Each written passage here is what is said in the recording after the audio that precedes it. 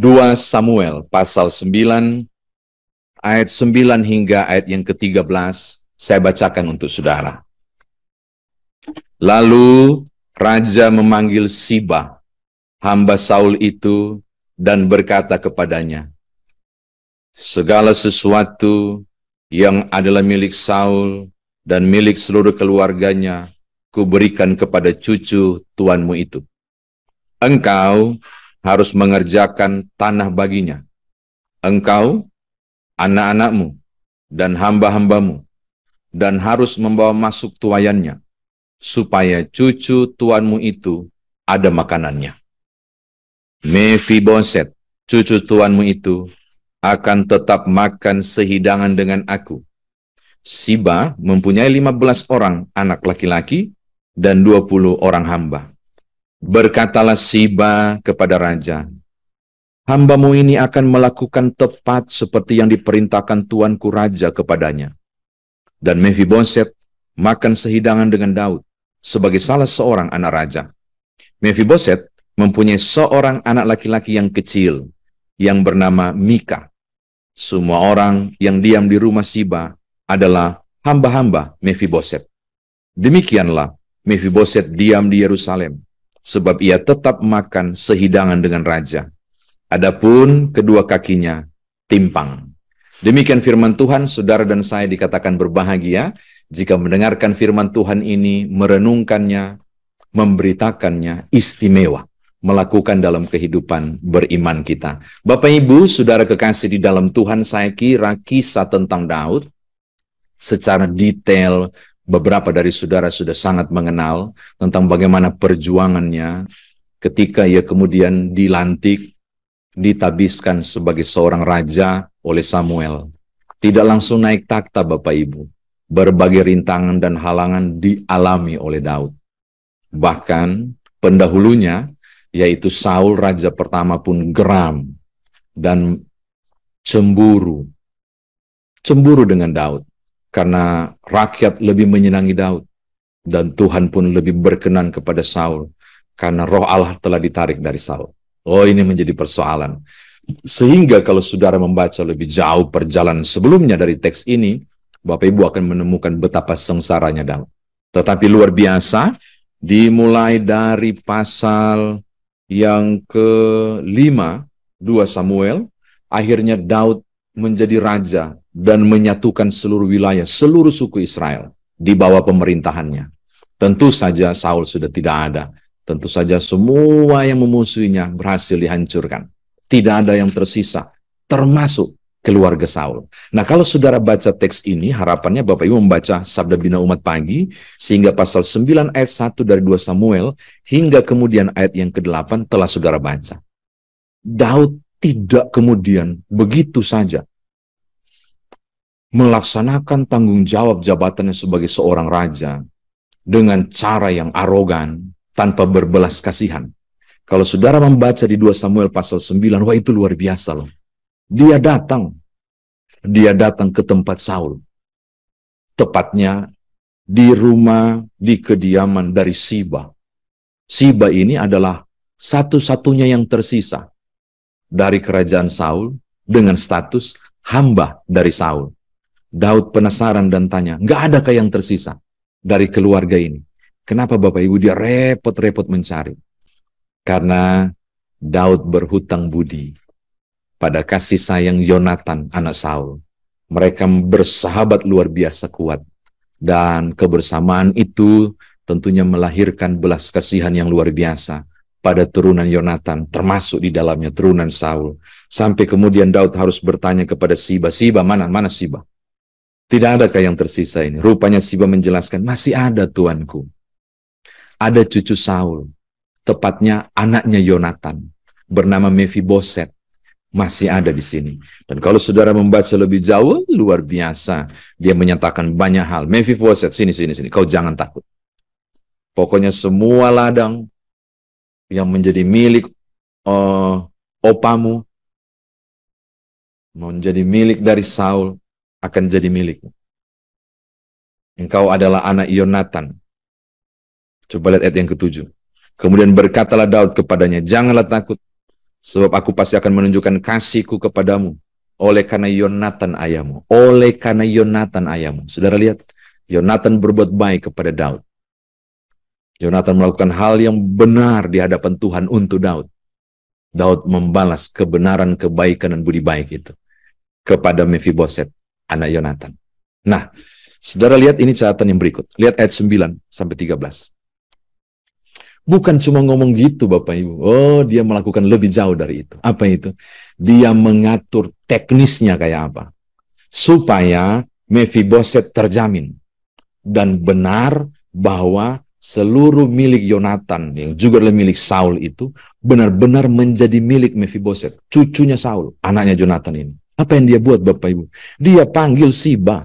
Kalau saudara membaca ayat 9-13, wah, ini luar biasa loh. Raja ini sangat luar biasa. Dia atur secara detail. Kau bersama dengan anakmu, bahkan seluruh hamba-hambamu. Engkau punya tugas, masih ada tugas. Kalau tuanmu Saul dan Jonathan sudah mati, kau masih punya satu tuan. Namanya Mephiboset. Kau harus urus. Ladang ini kau harus urus. Kau buat sedemikian. Jangan sampai kemudian Mephiboset didapati kelaparan. Kalau saudara baca, supaya ada makanan bagi Mephiboset. Apa maksudnya saudara-saudara? Ini menarik. Ketika dia melakukan perintah, Daud tidak meninggalkan perintah itu tanpa pengawasan. Dan salah satu bentuk pengawasan yang penting Bapak Ibu, yaitu dia melakukan secara spesifik perintahnya kepada seorang abdi bernama Siba. Itu harus diurus dan harus dijamin bahwa semua kondisi baik-baik saja. Ini catatan saya yang kedua. Yang ketiga dan yang terakhir, saudara akan menemukan hal yang tidak kalah pentingnya. Ada penyataan yang luar biasa.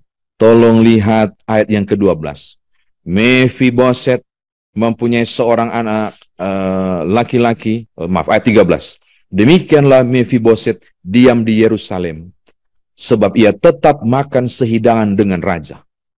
Makan sehidangan dengan raja. Ada lagi ayatnya yang luar biasa itu. Ayatnya yang ke-10.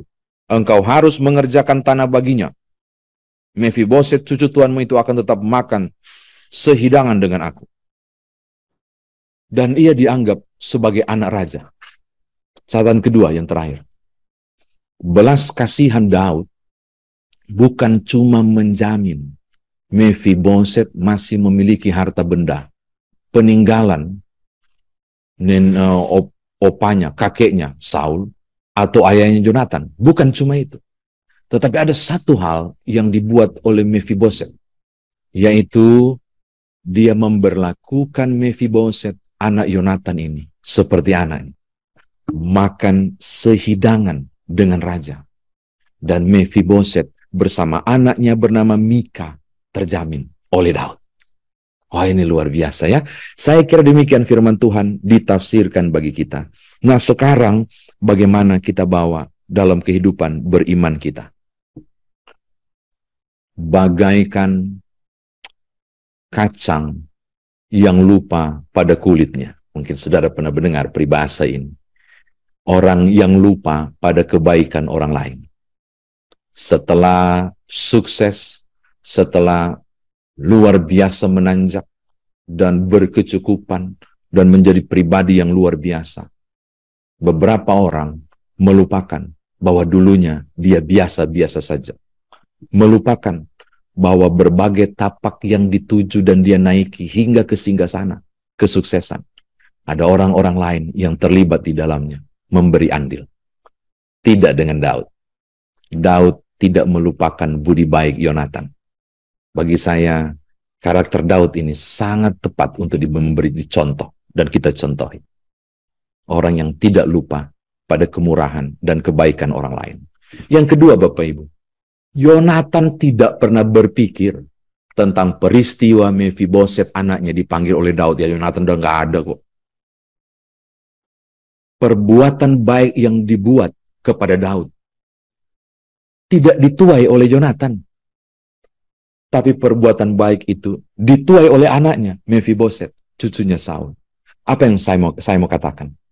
Perbuatan baik Jonathan yang dia lepaskan untuk Daud, menolong Daud di tengah kesusahan, ternyata perbuatan baik itu kembali kepadanya melalui anaknya Mephiboset. Daud berbuat baik kepada Mephiboset. Saya mau katakan hal kedua ini kepada saudara. Perbuatan baik yang saudara kerjakan, saya yakin Bapak Ibu, kebaikan-kebaikan yang saudara kerjakan oleh kemurahan Tuhan akan kembali kepadamu. Mungkin bukan engkau yang rasakan, mungkin bukan istrimu atau suamimu yang rasakan. Bisa jadi anakmu, bisa jadi cucumu. Perbuatan baik itu akan selalu kembali untuk. Saya mau katakan ini sangat penting. Pengalaman Daud, cerita Daud dihubungkan dengan pengalaman Yonatan yang berbuat baik. Dan Mephiboset yang kemudian menerima berkat itu, saya mau katakan hal yang sama. Teruslah berbuat baik. Karena kebaikan yang saudara buat akan kembali kepadamu dengan cara yang menarik. Sebagaimana akan kembali ke Yonatan melalui Mephiboset anaknya. Ini hal yang kedua. Yang ketiga Bapak Ibu, penting, bagi Daud penting untuk ngatur si Siba, hamba ini. Kalau enggak, wah dia yang akan menguasai segala sesuatu. Nah cacat kok si Mephiboset. Bisa pasti tidak berdaya. Dan Daud membaca situasi ini barangkali ya. Maka dia atur secara teknis. Siba, kau urus secara detail ini aturannya. Saya mau katakan menutup renungan ini. Bapak Ibu, kejahatan bisa terjadi karena ada peluang, kesempatan, dan keinginan. Seorang pemimpin yang baik memutuskan mata rantai itu. Daud melihat ada tanda-tanda yang tidak baik. Dia harus memberikan instruksi secara spesifik.